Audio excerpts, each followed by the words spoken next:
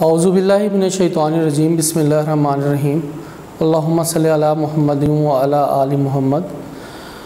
आज जो हम टॉपिक डिस्कस करने जा रहे हैं यूएचएस पॉइंट ऑफ व्यू से बहुत ज़्यादा इम्पोर्टेंट है। बहुत सारे एमसीक्यू इस टॉपिक से आते हैं।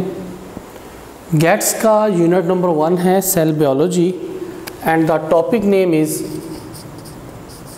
माइटोकॉन्ड्रिया।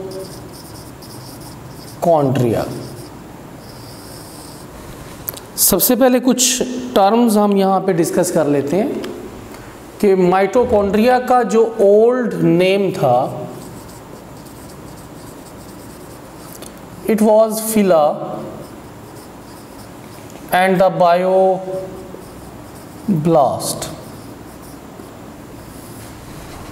अब अगर हम ओल्ड नेम को देखें बायोब्लास्ट को तो we say that this is the energy power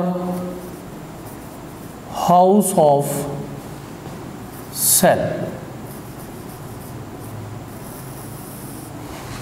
जैसा कि आप टर्म से देख रहे हैं energy power house of cell, what's its mean कि सेल को और सेल के तमाम ऑर्गेनल्स को जो एनर्जी प्रोवाइड कर रहा है, जो एनर्जी प्रोवाइडिंग स्ट्रक्चर है, जो एनर्जी प्रोवाइडिंग ऑर्गेनल है, दिस इज़ द माइटोकॉन्ड्रिया। दो ऑर्गेनल्स ऐसी हैं जो साइक्लोसिस में स्ट्रीमिंग मूवमेंट ऑफ साइटोप्लाज्म में मूव करती हैं। पहली स्ट्रक्चर मैं आपको बता चुका था प्रीवियस लेक्चर में, इट वाज क्लोरोप्लास्ट प्लास्टिड्स जो according to the sunlight move करते हैं। दूसरी structure this is the mitochondria जो एनर्जी जनरेट करके दूसरे ऑर्गेनल तक उस एनर्जी को in the form of energy currency ATP पहुंचाते हैं। अगर हम माइटोकॉन्ड्रिया की बात करें, जैसा मैंने कहा कि this is the energy power house of cell, we also say that is the semi autonomous body structure और organelle.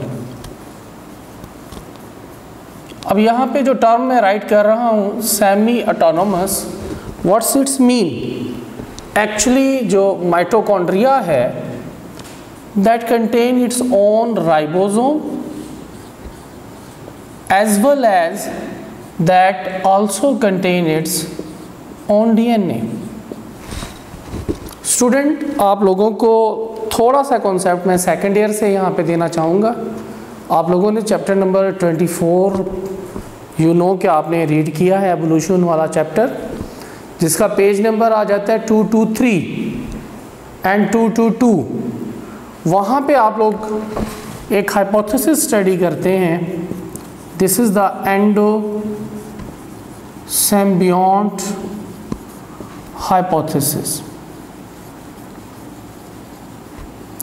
According to this hypothesis हम लोग स्टडी करते हैं कि माइटोकॉन्ड्रिया एक एरोबिक ऑर्गेनिज्म था जिसे एक एनारोबिक ऑर्गेनिज्म ने ईट कर लिया बट डाइजेस्ट नहीं कर सका। ऑन दैट बिहाफ हम लोग कह रहे हैं कि जो माइटोकॉन्ड्रिया की ओवरऑल स्ट्रक्चर है वो लाइक द प्रोक्रियोट्स हैं। अब माइटोकॉन्ड्रिया को हम प्रोक्रियोट्स से रिजेंबल कर रहे हैं। सेम लाइक दैट प्लास्टिड्स को, क्लोरोप्लास्ट को भी हम इसी एंडोसिम्बियोंट हाइपोथेसिस के मुताबिक प्रोक्रियोट्स में कंसीडर करते हैं when we study about the endosymbiont hypothesis. Otherwise किसी प्रोक्रियोट्स के पास किसी किस्म के भी मेम्ब्रेनस स्ट्रक्चर मौजूद नहीं होती, ना ही माइटोकॉन्ड्रिया किसी प्रोक्रियोट के पास मौजूद है। मैं किस बिहाफ पे बात कर रहा हूँ? On the behalf of the ribosome and also on the behalf of the DNA कि mitochondria resemble with prokaryotes. I am not saying that this is present in prokaryote, this is actually the character of eukaryotes. Eukaryotes के पास membranous structure मौजूद होती हैं। थोड़ा सा हम इसको डिस्कस कर लेते हैं। सब हमने बोला कि this is the semi autonomous body, तो इसका अपना राइबोसोम है। और अगर हम राइबोसोम की बात करें तो दिस इज़ द 70 स्वेटबर्ग। और आप लोग जानते हैं कि राइबोसोम का फंक्शन क्या होता है, प्रोटीन सिंथेसिस का। सो हेयर राइबोसोम जो कि प्रोटीन सिंथेसिस में इन्वॉल्व हैं, these are present in mitochondria. So mitochondria can produce its own protein. इसलिए इसे हम ऑटोनोमस बॉडी कह रहे हैं कि वो प्रोटीन किसी और ऑर्गेनेल से हासिल नहीं कर रहा, खुद से प्रोड्यूस कर रहा है। और अगर हम बात करें डीएनए के रेफरेंस से, तो आप देखिए लाइक द प्रोकैरियोट्स, माइटोकॉन्ड्रिया का जो डीएनए है it is double stranded DNA. पहली बात कि इनका जो डीएनए होगा वो डबल स्ट्रैंडेड डीएनए है। दूसरा, जो डीएनए है उसमें सेम पैटर्न है, यानी ए एडेनिन थायमीन के साथ और गुआनिन साइटोसिन के साथ अटैच होता है। और आप जानते हैं कि जब हाइड्रोजन बॉन्डिंग ज़्यादा होती है तो डीनेचरेशन पॉइंट जो है इसका ज़्यादा होगा, यानी इजीली हम इसके डीएनए को डीनेचर नहीं कर सकते, उसका डीनेचरेशन पॉइंट ज़्यादा है। एक बात। दूसरी बात, आप जानते हैं कि डीएनए एक्चुअली इस चीज़ को रिप्रेजेंट कर रहा है कि माइटोकॉन्ड्रिया की अपनी ओन इनहेरिटेंस है। इसके ऊपर फर्दर फिर हम लोग डिस्कस करेंगे, और वो डिस्कशन हमारी again chapter number 20 second year में चली जाती है। सेकेंड ईयर में आप लोगों ने स्पर्म को स्टडी किया था। In case of the sperm that was the middle piece and here this was the tail. और हमने स्टडी किया था कि मिडल पीस में माइटोकॉन्ड्रिया मौजूद था जो एक्चुअली एनर्जी प्रोवाइड कर रहा था स्पर्म को टू मूव। और साथ में ही हमने इस यूनिट में पढ़ा था कि एग के पास न्यूक्लियस के साथ अपना माइटोकॉन्ड्रिया था, यहाँ हेड के पोर्शन में न्यूक्लियस है। और हमने स्टडी किया था कि जब स्पर्म एग के अंदर एंटर होगा तो उसका जस्ट हेड पार्ट एंटर होता है, यानी mitochondria of sperm you can say that from the paternal जो माइटोकॉन्ड्रिया है वो never enter into the egg. So here you can say that कि जो माइटोकॉन्ड्रिया की इनहेरिटेंस होगी वो माइटोकॉन्ड्रियल इनहेरिटेंस मैटरनल होगी। उसकी रीज़न आपके सामने ही है, मैटरनल क्यों होगी। रीज़न यही है सिंपल कि जो पैटर्नल जो माइटोकॉन्ड्रिया था वो तो एंटर हो ही नहीं रहा एग में। अब सेम इसी को बेस बनाते हुए अगर हम जेनेटिक कोड की बात करें तो जेनेटिक कोड भी अब यहाँ पर हम लोग बात करेंगे। हमने आपको याद होगा चैप्टर नंबर 22 में सेकेंड ईयर में पढ़ा था कि जो जेनेटिक कोड होता है वो यूनिवर्सल होता है, but in case of the mitochondria we are saying that कि जो माइटोकॉन्ड्रिया का जेनेटिक कोड है ये यूनिवर्सल नहीं है। इसकी पूरी की पूरी डिटेल आपको चैप्टर नंबर 22 में जेनेटिक कोड के टॉपिक में मिल जाएगी, जहाँ पे टेबल बनी हुई है, उसके नीचे उन्होंने माइटोकॉन्ड्रियल जेनेटिक कोड के बारे में बड़ी तफसील से बताया हुआ है। अभी यहाँ जो पॉइंट आपने फोकस करना है फॉर MCQ वो ये है कि जेनेटिक कोड जो है माइटोकॉन्ड्रिया का that is not universal.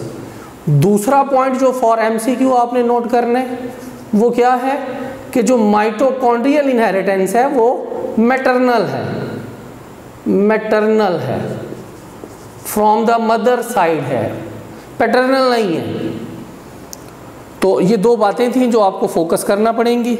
UHS इसके ऊपर फोकस कर रहा होता है, राइबोसोम के ऊपर भी फोकस कर रहा होता है। मैनी क्वेश्चंस प्रीवियस पेपर में UHS में आपको राइबोसोम्स और DNA से क्वेश्चंस आपको नज़र आएंगे मैनी पेपर्स में। तो मैं वही एलैबोरेट कर रहा था कि राइबोसोम यूकैरियोट्स की तरह माइटोकॉन्ड्रिया के पास 70 स्वेटबर्ग का नहीं है, 80 स्वेटबर्ग का है। और डीएनए जो है वो डबल स्ट्रैंडेड है, उसमें बाकायदा से वही सीक्वेंस है नाइट्रोजिनस बेसिस का जो आम एक डबल स्ट्रैंडेड डीएनए के अंदर मौजूद होता है, बट उसका जो डीनेचरेशन पॉइंट है वो ज़्यादा होता है। इसके अलावा ये जो डीएनए है दिस इज़ द सर्कुलर। अब फिर एक और डिफरेंस आ गया आपके पास, इसे भी आप एज एमसीक्यू नोट कर सकते हैं कि सर्कुलर है जैसे प्रोकैरियोट्स में होता है, यूकैरियोट्स में जो डीएनए होता है वो लीनियर होता है। चलें जी, आज के टॉपिक को मज़ीद आगे बढ़ाते हैं। माइटोकॉन्ड्रिया को मैंने पहले ही बात की थी कि ये सेमी ऑटोनोमस बॉडी है। जब हम सेमी ऑटोनोमस बॉडी की बात कर रहे हैं तो व्हाट्स इट्स मीन? पहली बात कि ये सेल्फ रेप्लिकेटिंग हैं। सेल्फ रेप्लिकेटिंग से मुराद क्या है कि माइटोकॉन्ड्रिया अपने जैसे माइटोकॉन्ड्रिया रिप्रोड्यूस कर सकते हैं। इसके अलावा आप देखें इसमें रीजनरेशन भी मौजूद है, रिपेयरिंग भी मौजूद है, बिकॉज ऑटोनोमस बॉडी है तो रिपेयरिंग भी मौजूद होगी। और ये पॉइंट आप जब हम लाइसोसोम का टॉपिक पढ़ रहे थे मैंने उस दौरान भी आपको बताया था। तो एक और पॉइंट आ गया कि सेल्फ रेप्लिकेटिंग है, अपने जैसे माइटोकॉन्ड्रिया प्रोड्यूस कर सकते हैं। फर्स्ट टाइम जो माइटोकॉन्ड्रिया को स्टडी किया गया, अगर at the base of number हम बात करें तो डिफरेंट सेल में डिफरेंट नंबर्स हैं, वेरिएशन आ जाती है, वेरी करते हैं। सबसे पहले माइटोकॉन्ड्रिया को स्टडी किया था फ्लाइट मसल ऑफ इंसेक्ट में, और आप ये जानकर बड़े हैरान होंगे कि फ्लाइट जो मसल होता है इंसेक्ट का उसमें 5 लाख के करीब माइटोकॉन्ड्रिया मौजूद हैं। अगर हम स्केलेटल मसल ऑफ ह्यूमन की बात करें तो इन case of the skeletal muscle जो नंबर ऑफ माइटोकॉन्ड्रिया हैं वो कितने हैं? 1000 से 2000। अब मैं ये पॉइंट यहाँ पे क्यों फोकस करने जा रहा हूँ, बिकॉज यहाँ पे एक एमसीक्यू बनता है। एमसीक्यू क्या बनता है कि वो तमाम के तमाम सेल्स जिनके पास मैनी माइटोकॉन्ड्रिया होंगे वो कंसर्न होंगे किसके साथ जी? एनर्जी के साथ, कि उनके पास जो एनर्जी का अमाउंट होगा वो भी ज़्यादा होगा। जैसे आप देख सकते हैं फ्लाइट मसल ऑफ इंसेक्ट में उन्होंने फ्लाइट करनी है, स्केलेटल मसल के केस में आप देख सकते हैं कि उन्होंने मूवमेंट करनी है, तो एनर्जी रिक्वायर्ड ज़्यादा होती है। जब एनर्जी रिक्वायर्ड ज़्यादा होगी तो व्हाट्स इट मीन कि जो नंबर ऑफ माइटोकॉन्ड्रिया हैं वो भी मैक्सिमम होंगे। नंबर के बाद हम लोग बात करते हैं इसकी शेप की। माइटोकॉन्ड्रिया की शेप में भी वेरिएशन मौजूद होती है। इन केस ऑफ द वेरिएशन अगर हम माइटोकॉन्ड्रिया को इलेक्ट्रॉन माइक्रोस्कोप के बजाय कंपाउंड माइक्रोस्कोप में स्टडी करें तो जस्ट हमें उसकी स्ट्रक्चर नज़र आएगी। इन केस ऑफ दिस स्ट्रक्चर उसकी अपीयरेंस नज़र आएगी। That may be the filament, it may be the rod like, it may be the Oval shape.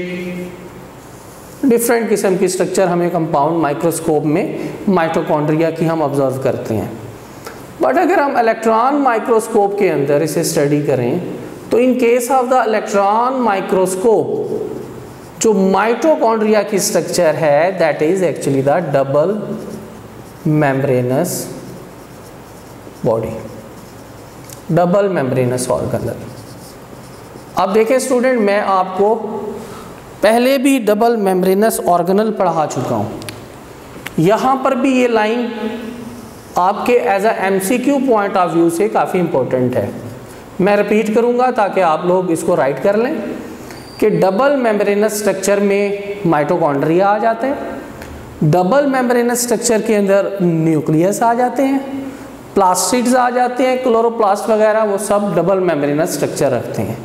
But in case of this structure आप ऑब्जर्व कीजिएगा ज़रा, अगर मैं स्ट्रक्चर को यहाँ पे स्केच करूँ तो इन case of the mitochondria you can observe मैंने ओवल शेप बनाई है जो कि कॉमनली माइटोकॉन्ड्रिया की होती है। उसमें this is the outer membrane, ये आउटर मेम्ब्रेन है। अगर आप गौर करें तो जो आउटर मेम्ब्रेन है दिस इज द स्मूथ, ये स्मूथ मेम्ब्रेन है, एक बात। दूसरा जो एक इंतहाई इंपॉर्टेंट पॉइंट आप स्टूडेंट यहाँ पे ड्रॉप कर देते हैं वो ये है कि जो आउटर मेम्ब्रेन होती है वो परमिएबल है। भाई परमिएबल क्यों है? प्रोटीन का अमाउंट इसमें लेस है, ये परमिएबल है। बट अगर हम इसकी इनर मेम्ब्रेन की बात करें, हमने कहा कि डबल मेम्ब्रेन स्ट्रक्चर होती है, तो इनर मेम्ब्रेन में हमें इनफोल्डिंग नज़र आती है। आप देखिए मैं ये स्केच कर रहा हूँ, साथ में मैं इनफोल्डिंग भी स्केच कर रहा हूँ। फिंगर लाइक ये स्ट्रक्चर्स हैं। This is the inner membrane, ये इनर मेम्ब्रेन है और आप देख सकते हैं इट्स नॉट स्मूथ, इनमें इनफोल्डिंग है, ये मेम्ब्रेन इनवेजिनेट हो रही है। यहाँ पे एक इम्पॉर्टेंट पॉइंट मैं आपको बताता चलूँ कि इनर मेम्ब्रेन या तो सेमी परमिएबल होगी या फिर सिलेक्टिवली परमिएबल होगी, बहुत हो सकती है।